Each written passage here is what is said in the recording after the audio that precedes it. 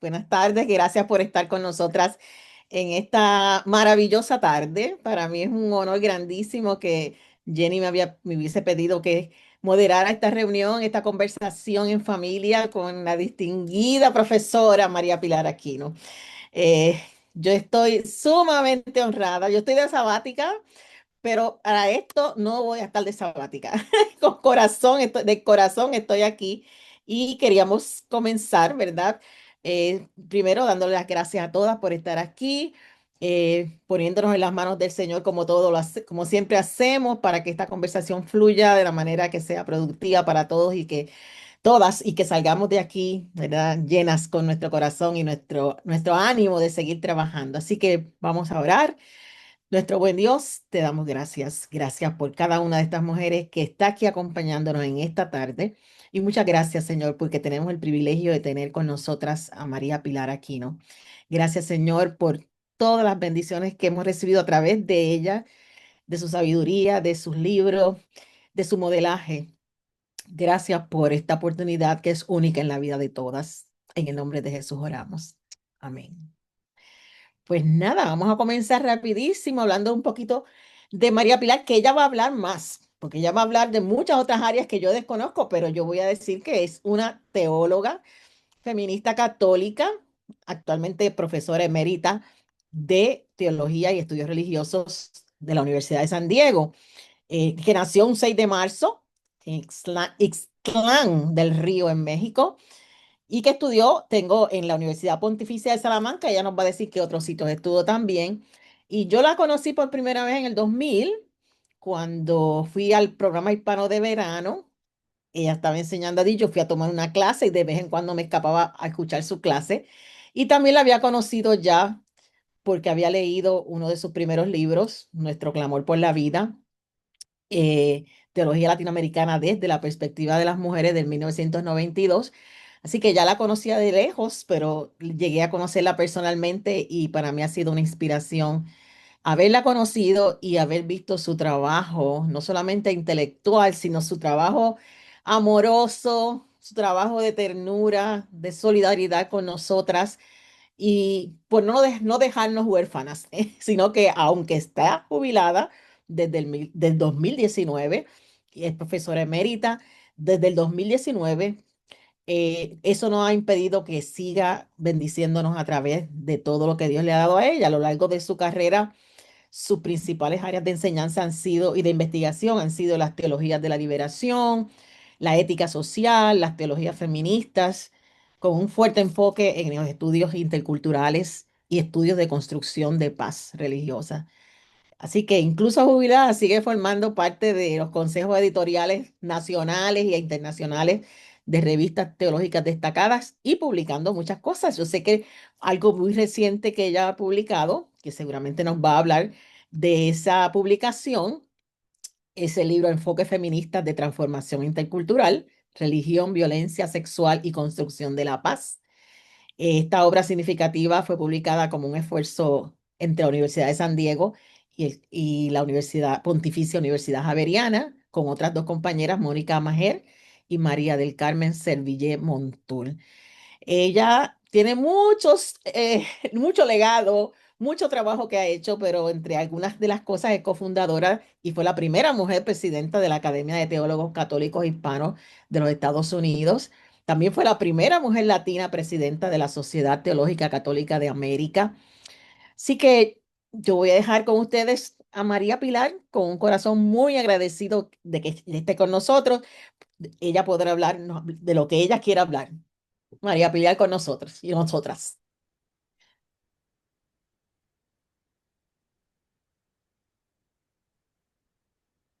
Su micrófono.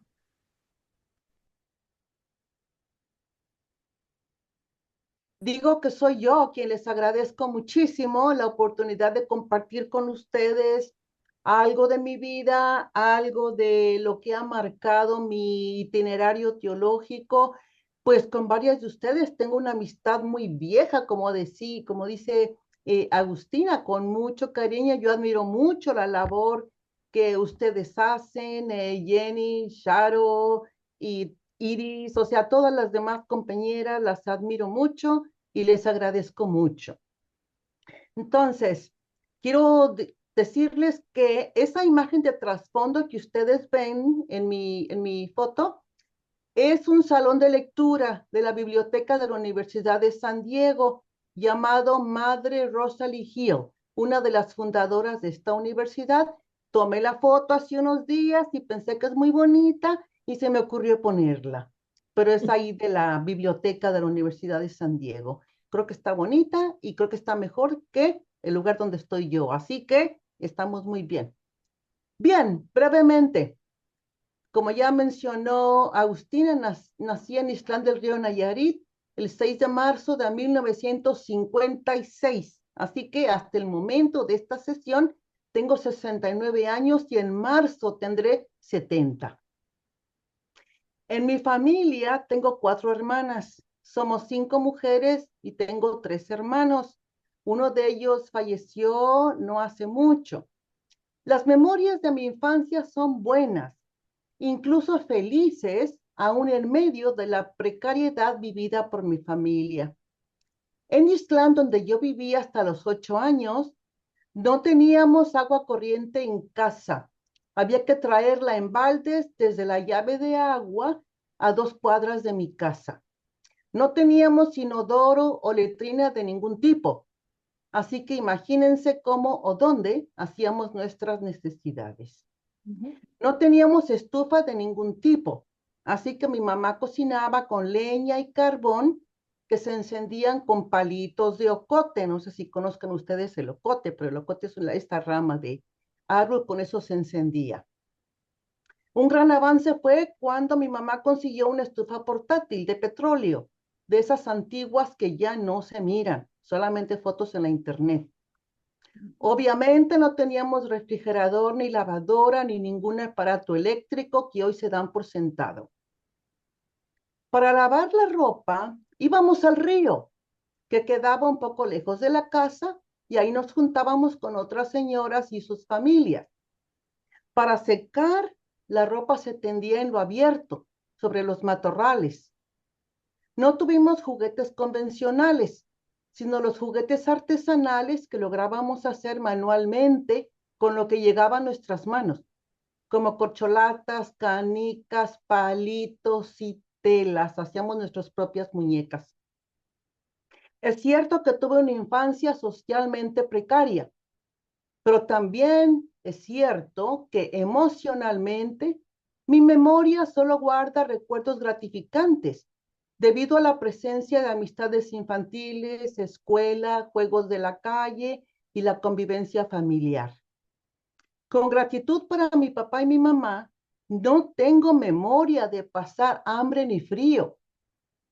No había abundancia, pero lo que teníamos era compartido entre mis hermanas y mis hermanos. Somos muy unidos en mi familia. Hasta el día de hoy, hay millones de niñas y niños que siguen sobreviviendo en esas condiciones de precariedad extrema y pasan días y noches con hambre y frío. No hay derecho. La inseguridad alimentaria y la malnutrición siguen siendo graves y persistentes.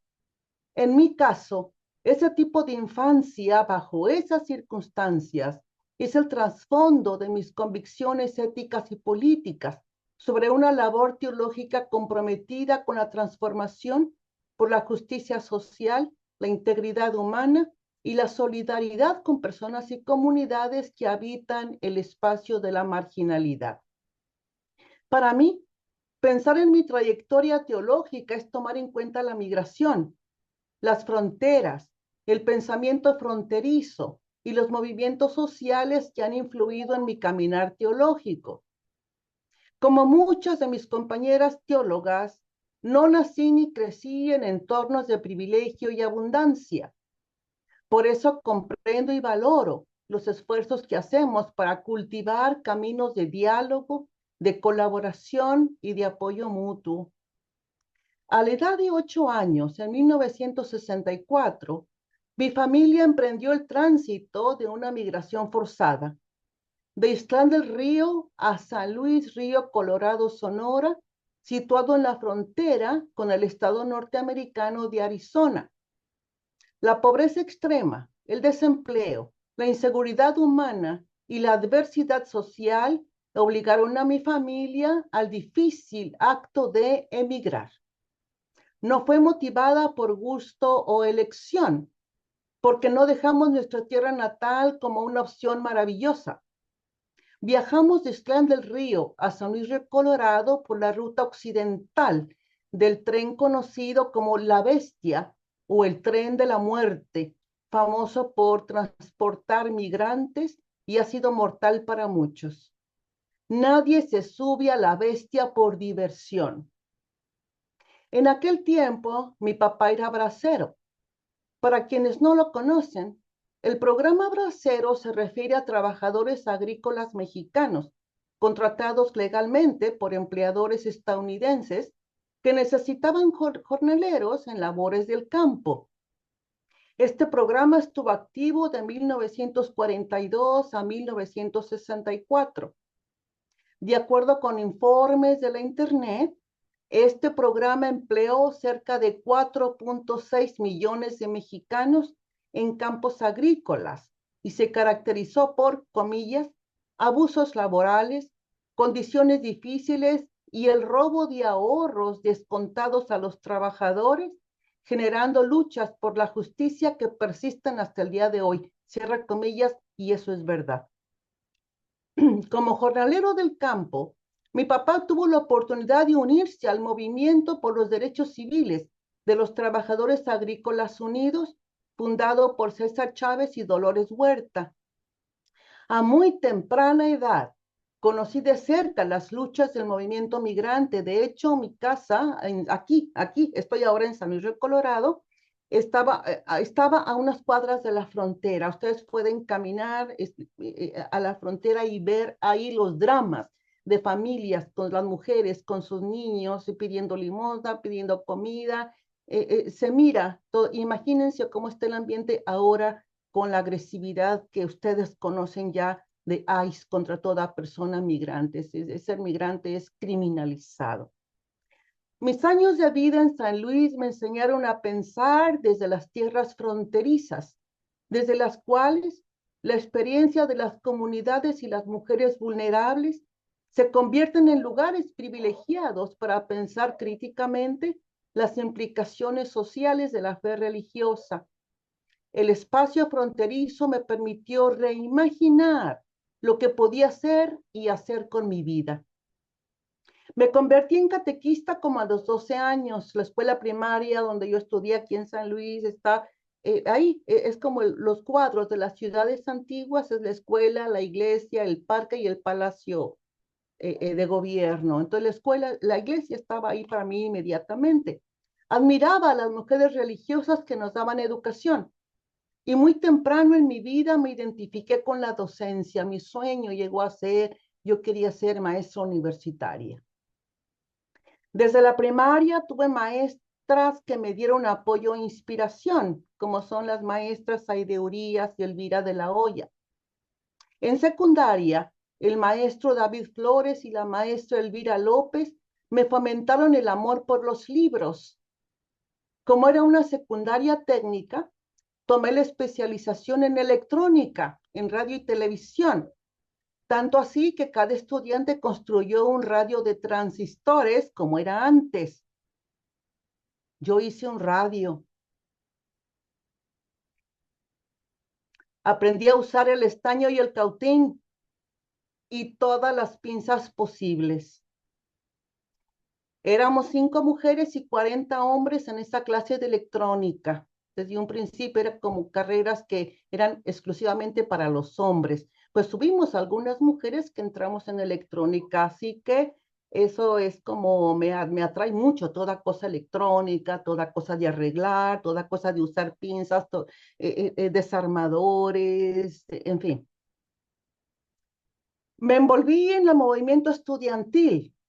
Un grupito nos juntamos para pedir la apertura de la preparatoria estatal, porque no había preparatorias en San Luis Río Colorado, solamente había una, era la preparatoria católica, la Prepa Quino, pero no había preparatorias en el pueblo. Así que nos juntamos un grupo y comenzamos la campaña para que se abriera la primera preparatoria del estado de San Luis de Colorado, Sonora. Hice la preparatoria en Mexicali, en la conocida Prepa 1 de la Universidad Autónoma de Baja California. Ahí en Mexicali fortalecí mi comunicación con la comunidad religiosa de las Hermanas Auxiliadoras, una fundación francesa, a quienes admiraba por su alto nivel de educación y su dedicación a las poblaciones vulnerables. Poco antes de cumplir los 18 años, me uní a la comunidad de las Hermanas Auxiliadoras y me fui a vivir a la Ciudad de México y por algún tiempo a Cuernavaca y a Huetamo, Michoacán. Ahí en la Ciudad de México, mi vida emprendió un tránsito emocional y cognitivo que perdura hasta el día de hoy. Por razones del destino o de la divina providencia, mi vida experimentó la confluencia y el entrecruce de varios movimientos y corrientes de pensamiento. Esto es a finales de 1970 y principios de 1980. Estudié la licenciatura en teología en el Instituto Teológico de Estudios Superiores, el ITES, un instituto que cerró el Papa Ratzinger en aquella campaña mayor que se hizo en toda América Latina y el Caribe de cerrar institutos que se consideraban estar afectados por, entre comillas, el pensamiento marxista, el comunismo, etc. Fui la última que defendió tesis en el ITES. Mis queridos y admirados profesores en el ITES incluyen a Fray Jorge Domínguez, Armando Nogués, Luis Cano, Enrique Dussel. Tomé varias clases con Enrique, algún tiempo fui su asistente de investigación, Fray Gonzalo Valderas y otros. Y ahí en los 4 años solamente tuve 2 maestras. La historiadora de Guatemala, Raquel Saravia, y la cientista social Evelyn Jacir de Lobo, del Salvador. Eran tiempos fuertemente influidos por las conferencias en Medellín y Puebla. La teología de la liberación estaba en una etapa de alta visibilidad y durante ese tiempo trabajé en el Centro Antonio de Montesinos, el CAM. Como parte del CAM, ofrecíamos varios cursos y talleres en áreas rurales, la mayoría con población indígena, como es el área del Alta Mixteca de Oaxaca, alrededor de las ciudades de Tlaxiaco y Oaxaca, entre otras. En el equipo participaban Pedro Ricua, de la Congregación del Inmaculado Corazón de María, un conocido defensor de los derechos humanos, trabajó mucho en el área de la frontera entre Dominicana y Haití. Actualmente se encuentra en África, pero trabajó muchos años ahí en la Dominicana. Y también incluyó al gran teólogo y cientista social de la República Dominicana, Marcos Villamán. Ya para ese entonces yo había renunciado a la congregación religiosa. Durante ese tiempo, renové mi conexión con el movimiento estudiantil e invitada por Paco Merino, llegué a coordinar nacionalmente el movimiento de estudiantes católicos de México. Esta conexión me permitió el enlace con el MIEC-GESI, el Movimiento Internacional de Estudiantes Católicos, y la Juventud Internacional de Estudiantes Católicos con sede en Lima, Perú. Como parte del MIEC, participé en varios cursos de verano en la Pontificia Universidad Católica del Perú, ofrecidos por el Centro Bartolomé de las Casas, con Gustavo Gutiérrez, Adelaida Sueiro y Luis Fernando Crespo. En distintas ocasiones, junto con Luis María Guaycoechea y Luis Fernando Crespo, visitamos a grupos del movimiento en varios lugares de México, como Torreón, Coahuila, y ciudades como Oaxaca y Veracruz. Al mismo tiempo, tuve la bendición de participar en varios talleres de formación social, teológica y pastoral ofrecidos por el DEI, el Departamento de Estudios Ecuménicos de San José, Costa Rica. Y por eso a mí me da mucho orgullo decir que soy tallerista del DEI. Ahí mi vida y mi pensamiento se enriquecieron mucho con la enseñanza de Franz Hinkelhammer, Pablo Richard, Carmelo Álvarez, Victorio Araya y por supuesto ahí estaban Elsa Tamés y nuestra queridísima Raquel Rodríguez, que ya no está con nosotros. Toda esta actividad nacional e internacional mantuvo como eje la conexión entre la reflexión crítica y el compromiso social por la dignidad humana, la solidaridad y la justicia social. El eje que articula esta actividad es una visión de la liberación, una convicción de que la liberación es el núcleo del Evangelio y es la finalidad de una práctica sostenida por la fe religiosa. El año 1979 fue crucial para mi itinerario teológico. En este año tuvo lugar el primer encuentro de mujeres en teología, algunas feministas y otras no. El evento fue convocado por Mujeres para el Diálogo en la Ciudad de México para reflexionar sobre la participación de las mujeres en la iglesia y la teología. Entre las teólogas que estuvimos presentes están nuestra queridísima Ofelia Ortega, Cora Ferro, Elsa Tamés, Vilma Moreira da Silva, Amparo Beltrán de Colombia y una servidora, María Pilar Aquino. Este fue el primer encuentro latinoamericano que produjo el libro La mujer latinoamericana, Iglesia y Teología, publicado en 1981. Al mismo tiempo, la SED o la IDBUT tenía gran influencia en todo el continente y el Caribe. La Comisión de Mujeres dentro de la SED se iba fortaleciendo gracias a la intervención de Marillón Mananzán y Virginia Favela. La Comisión de Mujeres, con los equipos regionales, organizó varios eventos que contribuyeron a dar presencia y visibilidad al trabajo teológico de las mujeres. Desde esos años hasta el presente, las perspectivas feministas igualmente fueron tomando fuerza y vitalidad. Desde un principio he mantenido que el pensamiento teológico feminista latinoamericano no es dependiente ni es una mala copia del feminismo del norte. Esto es así porque la gran mayoría de teólogas latinoamericanas y latinas estadounidenses desarrollamos métodos y contenidos arraigados en las experiencias reflexionadas y en la problemática que compartimos en nuestras culturas y contextos.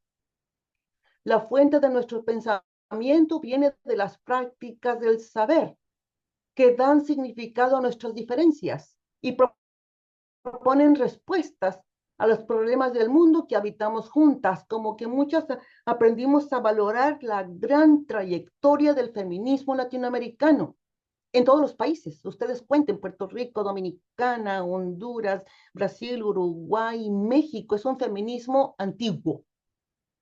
Y hemos aprendido a conectarnos con esas tradiciones propias de nuestros contextos.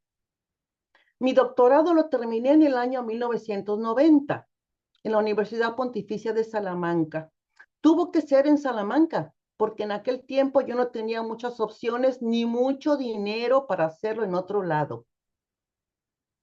Para muchas mujeres católicas que provenimos de espacios de marginalidad, que no somos de la clase privilegiada, lograr obtener un doctorado en teología es hacer una ruta cuesta arriba. Implica mucho sacrificio y mucho trabajo. Ningún obispo y ninguna institución universitaria nos dan una beca para estudiar y son muy escasas las congregaciones latinoamericanas de religiosas que envían a alguna hermana por un doctorado, si es que existe alguna. Tenemos que laberinteárnosla por nosotras mismas. Al finalizar mis estudios doctorales, busqué desesperadamente alguna posición académica en las instituciones mexicanas. Ni siquiera me respondieron, ninguna. Por eso terminé como profesora de teología primero en Mount St. Mary's University de Los Ángeles, California, y después en la Universidad de San Diego. Es decir, logré estar lo más cerca de la frontera posible. De algún modo, la negativa de México por ofrecerme un lugar me puso en una posición permanente de migrante, forzando mi trayectoria teológica al espacio de fronteras, donde se afina el pensamiento fronterizo.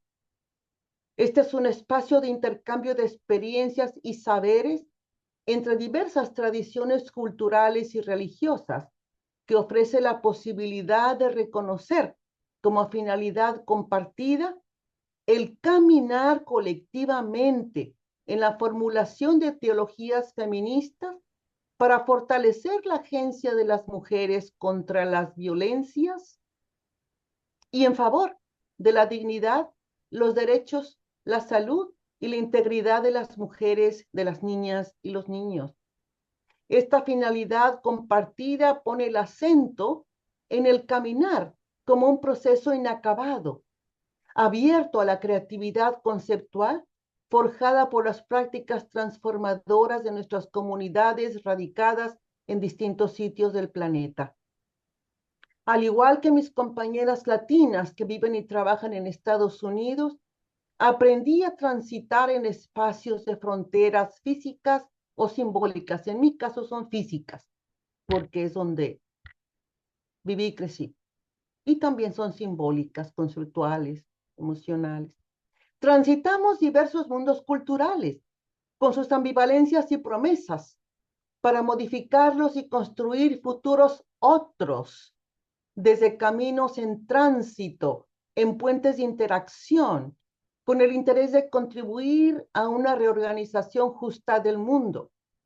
Desde sitios fronterizos aprendemos a pensar, dando valor cognitivo a las nuevas situaciones de interacción, de contextualidad y de una nueva conciencia afectada por la diversidad cultural. Los procesos de comunicación entre las diversas contextualidades aportan carga cognitiva y emocional para sostener la construcción colectiva de otro mundo posible, concebido como un mundo conviviente en la libertad y la justicia.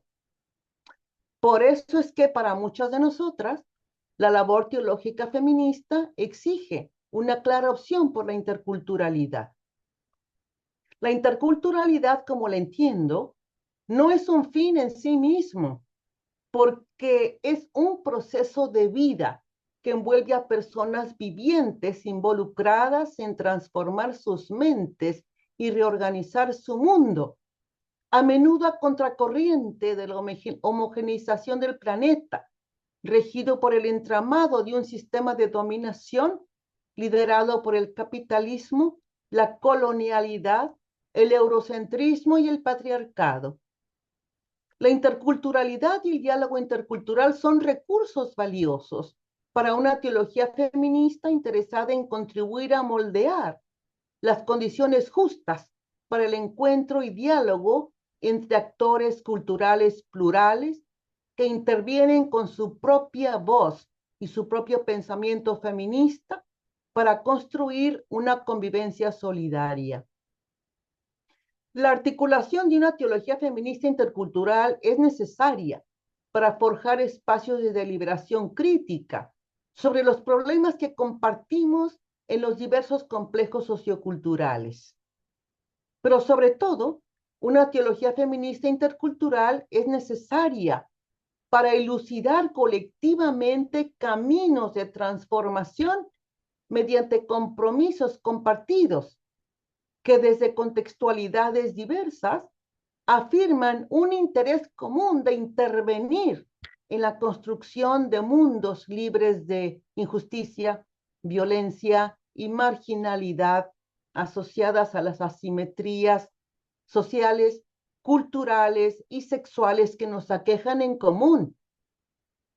La visión feminista intercultural de una humanidad conviviente en un mundo habitable tiene la cualidad de universalidad, no solo porque esclarece a dónde queremos llegar, esta sociedad conviviente, sino también porque muestra el camino para hacerlo mediante el diálogo intercultural.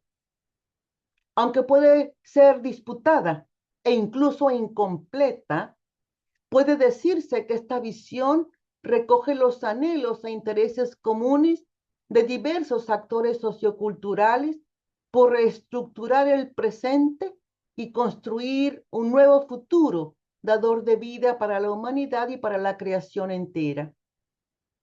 La acción de buscar nuevos modos de existir en la convivencia solidaria con paz y justicia, libre de las adversidades producidas por las asimetrías, es una opción ético-política que porta exigencias personales y comunitarias.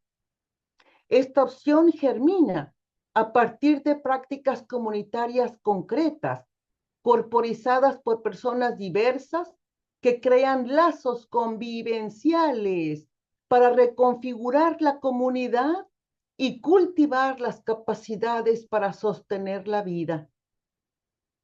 Con estas palabras, si me lo permiten, me gustaría compartir con ustedes una reflexión sobre el libro publicado recientemente en Colombia. Jenny, si me haces favor de poner la imagen. Es un libro colectivo. Como saben, Ahorita lo comparto imagen. en mi actividad de publicación he dado prioridad a las obras colectivas, porque pienso que la teología es una labor comunitaria, de compartir saberes para avanzar juntas. Tuve el privilegio de trabajar con mis colegas Mari Carmen Sepidje en la edición de este volumen. Tomando en cuenta su apoyo, generalmente he hablado en plural y seguiré hablando en plural. El grupo que contribuye a este libro incluye a Elizabeth Schuster Fiorenza, Lisa Serge, Michelle Beca, Mayra Rivera, Consuelo Vélez, Violeta Rocha, Tirsa Ventura, Daisy Machado, Nancy Pineda Madrid, Maricel Mena, Nancy Bedford, Mari Carmen Servirge, Yuri Puello, Diana de Vallescar, Silka Spajic, Ina Merjanova, Oipon Cuanqueo, Filomena Maura, Fulata Luzungu Moyo, Geraldina Céspedes, Stephanie Londoño, Ana María Videgaín, Janet Rodríguez, Olivia Ruiz Marrujo, Mónica Majar y su servidora María Pilar Aquino. Y tenemos el privilegio de contar con un prefacio escrito por Raúl Fornet Betancourt y un prólogo escrito por Elizabeth Porter, conocida por sus libros sobre mujeres en la construcción de la paz. Sobre este libro, ya mencionó un poco Agustina. Tiene la doble distinción, el ser una publicación conjunta entre la Facultad de Teología de la Pontificia Universidad Javeriana y el Colegio de Artes y Ciencias de la Universidad de San Diego. Y segundo, el haber sido publicado en sincronía con la conmemoración del 25º aniversario de la Resolución 1325 del Consejo de Seguridad de las Naciones Unidas relativa a las mujeres y la paz, la seguridad y la protección de las mujeres y las niñas ante toda forma de violencia. El libro es resultado de una larga trayectoria de interacciones y diálogos vivenciales de un amplio grupo conformado por teólogas feministas, estudiosas de la religión y especialistas de otras disciplinas. En el libro participan autoras procedentes de 21 países de África, Asia, las Américas y el Caribe, Europa Occidental y Oriental y Oceanía. En todos los continentes y en todas las culturas, encontramos que compartimos realidades comunes en un mundo quebrantado por asimetrías de poder, sociales, raciales, sexuales, culturales, cognitivas, ambientales y otras. Es que no hay país donde no existan estas asimetrías. También encontramos que por todas partes, muchas mujeres motivadas por la fe religiosa corporizan prácticas que promueven la dignidad humana, los derechos humanos de las mujeres, las relaciones justas, la sanación y la construcción de la paz. De formas diversas, estas prácticas contribuyen a la transformación constructiva de relaciones y estructuras sociales. Compartimos la tarea de analizar el impacto de los sistemas de dominación en la vida de las mujeres, sobre todo de quienes habitan en espacios precarios y violentos, con atención deliberada a quienes han sido afectadas por la violencia sexual y el feminicidio, obviamente. Es claro para nosotras que el entramado del capitalismo global, la colonialidad, el eurocentrismo y el patriarcado requiere fortalecer la capacidad del discurso religioso para aportar recursos teológicos, hermenéuticos, éticos y políticos que sean de aliento para enfrentar sus daños. Desde varias tradiciones religiosas, las contribuidoras a este libro enfrentamos preguntas comunes que vienen de realidades que aquejan a nuestros pueblos en común. Por ejemplo, ¿cómo responder teológicamente a comunidades y mujeres dolidas, traumatizadas, heridas, silenciadas, desaparecidas, maltratadas, criminalizadas, discriminadas, violentadas y quebrantadas por el miedo y la desesperanza? El intercambio de experiencias y saberes ha sido para nosotras una ruta, un camino para pensar en respuestas esperanzadoras y animar nuestro compromiso por un mundo dador de vida. Las contribuidoras a este libro aportan visiones, insumos, valores, símbolos y comprensiones suscritas por sus propias tradiciones religiosas para hacerlo. Las reflexiones articuladas en este libro están informadas por el cristianismo en sus vertientes católica, protestante y ortodoxa, y por la tradición islámica y por la tradición budista. Miren qué hermosos escritos hacen nuestras compañeras con la interpretación de los textos bíblicos para iluminar las realidades que vivimos. Es que, y la sabiduría, las espiritualidades de comunidades que en general conocemos poco, pero ahí están ahí en Sri Lanka, Bosnia y Herzegovina, Bulgaria, Kenia, Malawi, de tantos, Guatemala, o sea, de tantos países que es en realidad como que la esperanza crece al ver algo así. Como Mónica, Mari Carmen y yo lo señalamos en la introducción, este libro representa una contribución original a la literatura de los estudios feministas al incluir aproximaciones a tres grandes campos de estudio: la religión, la violencia sexual y la construcción de la paz, desde un marco intercultural y una óptica feminista de la liberación. Hasta la fecha de esta publicación, no existen otros libros que hayan elaborado los temas de la construcción de la paz, la violencia sexual y la religión en su conjunto, desde los marcos teóricos y metodológicos de la interculturalidad y el feminismo crítico. En cuanto a obra original, este libro ofrece un análisis académico, interdisciplinario, internacional, interreligioso e intercultural, con atención a las complejidades, ambigüedades, tensiones, rupturas y posibilidades inherentes a la exploración de la intersección de los tres campos de estudio. Las motivaciones para seleccionar los marcos teóricos analíticos, interculturales y críticos feministas para abordar los temas de la religión, la violencia sexual y la construcción de la paz son múltiples. Aquí solo mencionaré el reconocimiento de que las mujeres y las niñas son afectadas desproporcionadamente por la pobreza, el abuso sexual, las relaciones hostiles, las guerras y los conflictos violentos. También reconocemos la incidencia de las religiones y culturas patriarcales en dinámicas de injusticia, conflictos destructivos y la subordinación de las mujeres. Estamos convencidas de que la teología y la religión, configuradas en marcos interculturales y feministas, son imprescindibles para forjar culturas de paz justa que apoyen los derechos humanos de mujeres y hombres y niñas y niños en ámbitos de comunidades sostenibles. El libro está organizado en tres partes. La primera parte contiene las exploraciones contemporáneas y los grandes debates teóricos sobre la intersección de las áreas de estudio en la interculturalidad, el feminismo y la construcción de la paz. La segunda parte ofrece exploraciones teológicas relacionadas específicamente con los temas de la violencia sexual y el feminicidio, y también el artículo de Diana de Ballesca aborda el tema del acoso y la violencia en el ámbito de las comunidades religiosas de mujeres, con propuestas para relecturas desde una hermenéutica feminista.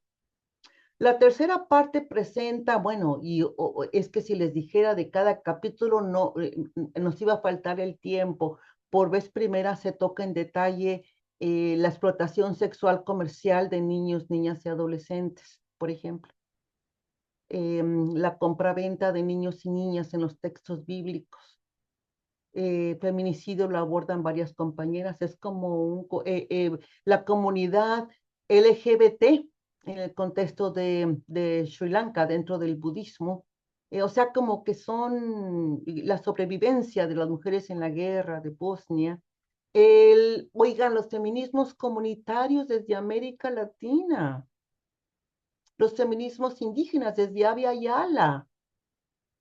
Hermosísimos este tipo de contribuciones.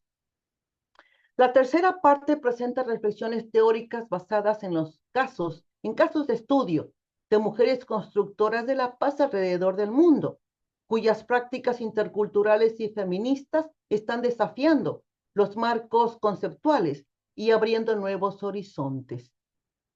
Pensando en los lectores y las lectoras, las editoras obviamente somos conscientes de que es un libro hermoso y es muy grande. Pensamos son como más de 950 páginas, con bibliografía y con índice analítico. Esto le da un peso académico muy grande. En realidad, la Pontificia Javeriana y la Oficina de Publicaciones hizo un trabajo maravilloso al sacar este libro. Pensamos en recomendar 4 rutas prácticas para aproximarse al contenido. Primera, comenzar la lectura con la introducción al libro, porque da un resumen muy detallado del contenido.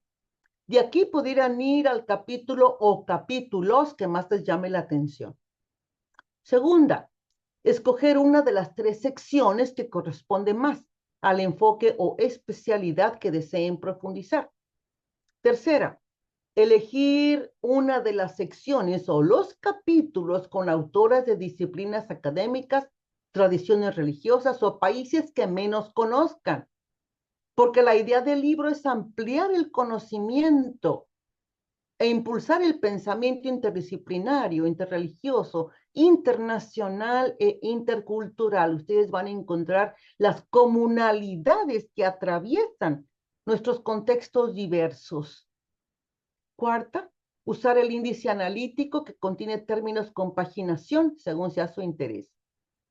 Deseo concluir esta reflexión reconociendo que con la organización de este libro, las editoras simplemente deseamos comunicar el mensaje de que no estamos aisladas, con historias ocultas y palabras sin eco, contra la desesperanza y el sentido de soledad que en ocasiones pueden infiltrarse en nuestros contextos académicos y sociales locales. No caminamos solas, ni solas enfrentamos los problemas que afectan a nuestras comunidades.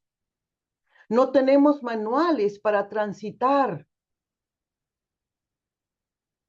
el camino de una razón interdiscursiva, liberadora, en clave feminista intercultural.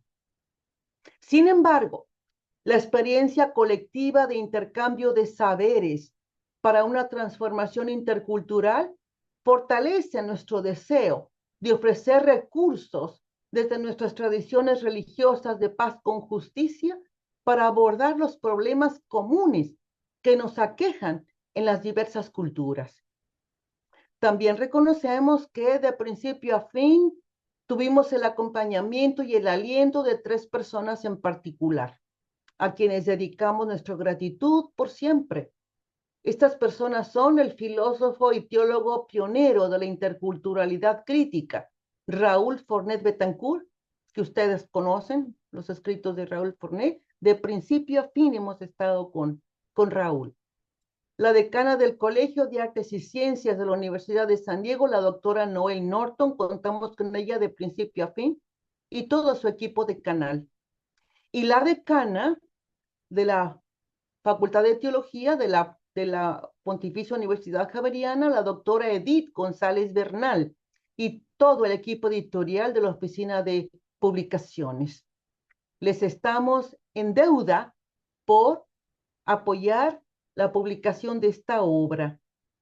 Finalmente, encuentro mucho aliento en las palabras de Raúl Forné Betancourt en su prefacio, cuando dice que este libro, como labor intelectual comprometida y comunitaria, es un manifiesto comunitario que hace patente que otra comunidad académica es posible. Muchas gracias.